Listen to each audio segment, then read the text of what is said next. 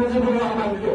তিনি ক্ষমতা হাতে পাওয়ার পরে এই রাষ্ট্র পরিচালনা ব্যবস্থার জন্য একটি সংবিধান রচনা করলেন অতি দ্রুত, যে সংবিধানের মাধ্যমে আমাদের ৭১-এর অর্জিত স্বাধীনতা সর্বপ্রথম আমরা পরাধীনতার শিকল বরণ করে ৭২-এর সংবিধানের মাধ্যমে তিনি সেখানে কি করলেন, সমস্ত ক্ষমতা তার হাতে হস্তগত করলেন, যার কারণে আমাদেরকে এরপর বারবার রক্ত দিতে হচ্ছে।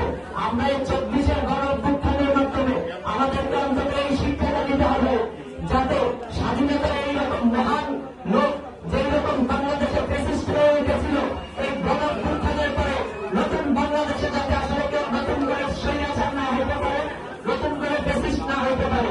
আমরা দেখেছি এই গণ অভ্যুত্থানের পরে নতুন সরকারের ৭ মাস অতিক্রান্ত হল, কিন্তু আমাদের শহীদ ফ্যামিলির এখনো রাস্তায় রাস্তায় ঘুরতে হয়, আমাদের আহত ভাইরা এখন পর্যন্ত আন্দোলন করতে হচ্ছে চিকিৎসার জন্য। আমরা স্পষ্ট বলতে চাই, আপনাদেরকে ৬ মাস সময় দেওয়া হয়েছে।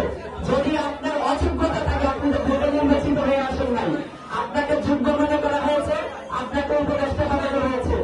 যদি সুন্দর মতো দায়িত্ব পালন করার যোগ্যতা না থাকে, তাহলে পদত্যাগ করেন। যে যোগ্য সে এখানে এসে করবে। আরেকটি বিষয় যে বলা হচ্ছে যে আওয়ামী লীগকে নিষিদ্ধকরণ প্রশ্নে বাংলাদেশের রাজনৈতিক দল